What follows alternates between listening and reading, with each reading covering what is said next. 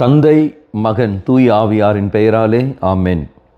இயேசு கிறிஸ்துவின் அன்புமிக்க சகோதர சகோதரிகளை உங்கள் அனைவருக்கும் கிறிஸ்து இயேசுவின் அன்புகிற வணக்கத்தை தெரிவித்துக் கொள்கின்றேன்.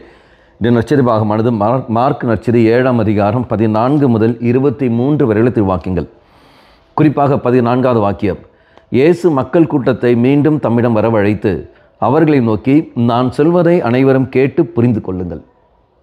அப்போது இங்கே 3 தரப்பட்ட மக்களை நாம் பார்க்கின்றோம். ஒன்று, கேட்க மாட்டார்கள், புரிந்து கொள்ள மாட்டார்கள். 2வது, கேட்பார்கள், புரிந்து கொள்ள மாட்டார்கள்.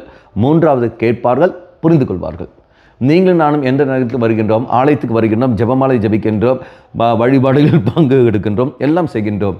2வது நிலைக்கு வருகின்றோம், கேட்கின்றோம், புரிந்து கொள்வதில்லை. என்ன காரணங்கள்? இறைவார்த்தை நான் கேட்கின்றேன், திருப்பலிக்கு வருகின்றேன், பிரசங்கம் கேட்கின்றேன், ஆனால் நான் புரிந்து கொள்வதில்லை, ஏற்றுக்கொள்வதில்லை. என்ன காரணங்கள்? இதோ 21, 22. ஏனெனில் மனித உள்ளத்தில் இருந்தே பரத்தமை, களவு, கொலை, விபச்சாரம், பேராசி, தீச்செயல், வஞ்சகம், காமவெறி, பொறாமை, பழிப்புரை, செருக்கு, மதிகேடு ஆகியவற்றை செய்ய தூண்டும் தீய எண்ணங்கள் வருகின்றன. இந்த தீவனாகிய இவை அனைத்தும் உள்ளத்திலிருந்து வந்து மனிதரை தீட்டுப்படுத்துகின்றன.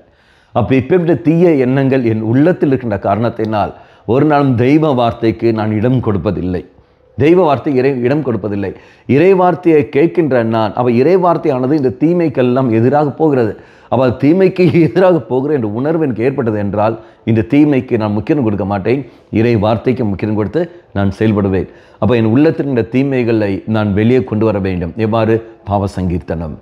ஆண்டவரே, நான் ஒப்புக்கொள்கின்றேன், இது தவறு என்று நான் ஒப்புக்கொள்கின்றேன். இறை வார்த்தையை கேட்கின்றேன், கேட்டு இதெல்லாம் தவறு என்று நான் ஒப்புக்கொண்டு உணர்ந்தால் மட்டுமே தான் என்னால் பாவ சங்கீதனம் செய்ய முடியும். அந்த உணர்வே எனக்கு இல்லை என்றால் எப்படி நான் பாவ சங்கீதனம் செய்ய முடியும்? எப்படி நான் செய்வேன்? அப்போ நாம் இறைவனில் கேட்க வேண்டிய ஒரு கேள்வி ஒன்று தான், ஆண்டவரே, உணர்வின் கிருபை எனக்கு தந்துள்ளோம். அறிவிக்கின்ற அந்த வார்த்தையை புரிந்து கொள்கிற சமயத்தில் அந்த உணர்வு எனக்கு தந்துள்ளோம். நான் தவறு செய்து விட்டேனே, எனக்கு அந்த உணர்வை தாரும் ஆண்டவரே. அந்த உணர்வானது என்னை பாவ சங்கீதம் செய்ய தூண்டட்டும். அந்த பாவ சங்கீதமானது எனக்கு தெய்வ அனுபவத்தை எனக்கு தரட்டும் ஆண்டவர்கள் சொல்லிட்டு தாகத்தோடு மன்றாடுவோம். கண்களை மூடிக்கொள்வோம்.